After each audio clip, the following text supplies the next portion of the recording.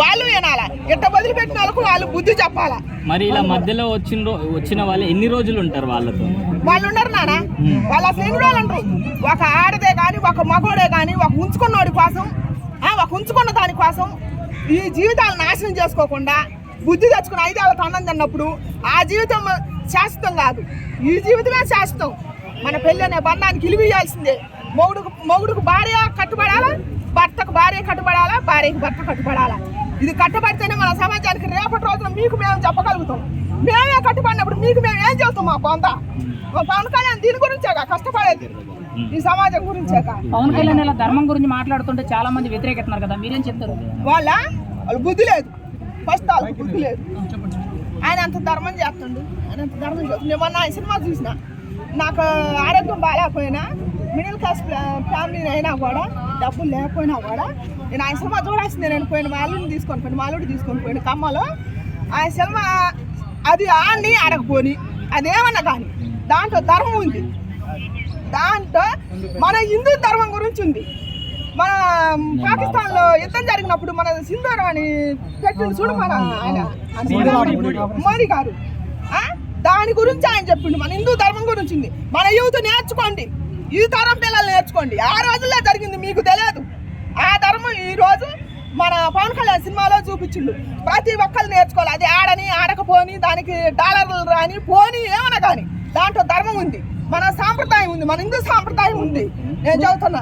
పవన్ కళ్యాణ్ గారు ధర్మం అనేది అంతరించిపోతుంది అనుకోవచ్చు. అసలు మహిళలు కానీ అబ్బాయిలు కానీ ముళ్ళకు కానీ పట్టుబడినారు కానీ ఇలాంటి ఏం పాటించట్లేదు. పట్టు గురించి మీరు చెప్పాను కానీ నేను చెప్పాలి. మన రీసెంట్ మా సున్నాల దాంట్లో జరిగిందండి. ఒక కుటుంబం కోల్పోయిందండి. ఒక కుటుంబం బట్టు గురించే. మన ఒక మతం గురించి నేను చెప్పను, ఎవరిష్టం వాళ్ళది. మతం గురించి చెప్పను కానీ ఆ బొట్టు గురించి ఒక కుటుంబం కూలిపోయింది.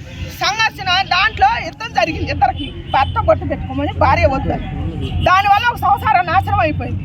ఆ మనిషే కోల్పోయింది. దాని గురించే మన పవన్ కళ్యాణ్ ఇప్పుడు పోరాడేది. అది అందరూ తెలుసుకోవాలి మనం. ఇప్పుడు మన దేశ మేధావులకు ఒక్కటి చెబుతాను నేను, మన తెలంగాణ అని ఆంధ్ర అని మన భారతదేశాన్ని ఎడగొట్టాను. మన గాలిని ఎడగొట్టమను, మన భూమిని ఎడగొట్టమను. మన సోల్జర్స్ ఉందా? మన తెలంగాణ మన ఆంధ్ర అని ఉందా? మన రాష్ట్రాన్ని మొత్తాన్ని ఒక పరిపాలన చూస్తాను మన సోల్జర్స్. ఎవరు ఎడగొట్టింది? ఎలా బయటపడ్డారు? యూత్ ఏం సజెషన్ ఇస్తారు అది చెప్పండి. ఇదిగో జిమ్కి వెళ్ళండి బ్రో. ఒక్కటే క్వశ్చన్, జిమ్కి వెళ్ళిపోండి. జిమ్కి వెళ్ళిపోయి స్ట్రెంగ్త్ని ఇంప్రూవ్ చేసుకోండి, మైండ్ని ఇంప్రూవ్ చేసుకోండి. అమ్మాయిలు వస్తున్నారు కదా, అక్కడ కూడా వస్తారు బ్రో. ఎక్కడున్న అమ్మాయిలు ఉంటారు, కానీ ఎవరు మంచి ఎవరు చెడు అని తెలుసుకొని మీరు మూవ్ ఆన్ అవ్వాలి. అది ఒక అమ్మాయికి 4 బాయ్ ఫ్రెండ్స్ ఉన్నారని ఎలా తెలుసుకోవచ్చు బ్రో? ఒక అమ్మాయికి 4 బాయ్ ఫ్రెండ్స్, ఇదిగో first of all phone check చేయాలి. రెండోది, నిన్ను చూసి నువ్వెవరో తెలియపోయినా చిన్న స్మైల్ ఇట్లా అని అన్నది అనుకో, అక్కడ టెంప్ట్ అవ్వద్దు బ్రో. అది అంటే ఇప్పుడు పెళ్లి చూపులకు వెళ్తారు భయ్య, పెద్దవాళ్ళు చూసి పెళ్లి చూపులకు వెళ్తారు. అక్కడ అబ్బాయి ఎంత జాగ్రత్తలు తెలుసుకుంటాడో అమ్మాయి గురించి ఎడ తెలిసింది బ్రో. నిజంగా ఇదిగో మీరు పెళ్లి చూపులకి కనుక వెళ్తే ఆ ఇంట్లో రమ్ముందా ఏంది, ఏం చేతిలో నైఫ్లు ఉన్నాయని చూసుకోండి ముందు.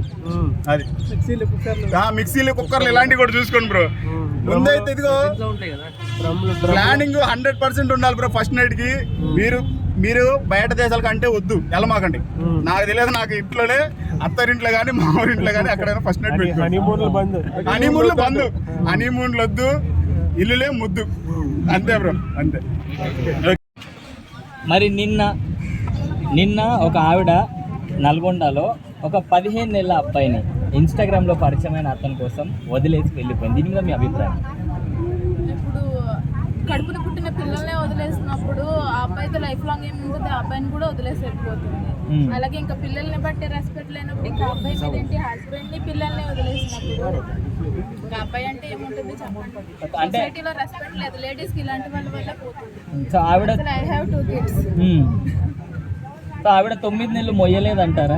అంటే ఆ బాధ దాని గురించి నాకు తెలీదు. బట్ ఈ సిచ్యువేషన్, ఈ ఫోన్లు, ఇన్స్టాగ్రామ్ ఇట్లా మీరున్నారు కదా, మీరు చేసే వైరల్ వల్ల వాళ్ళకి బయట ప్రపంచం ఇంకా ముద్దుగా బాగుంటుందేమో అని చెప్పి ఇంట్లో ఫ్యామిలీని వదిలేశారు.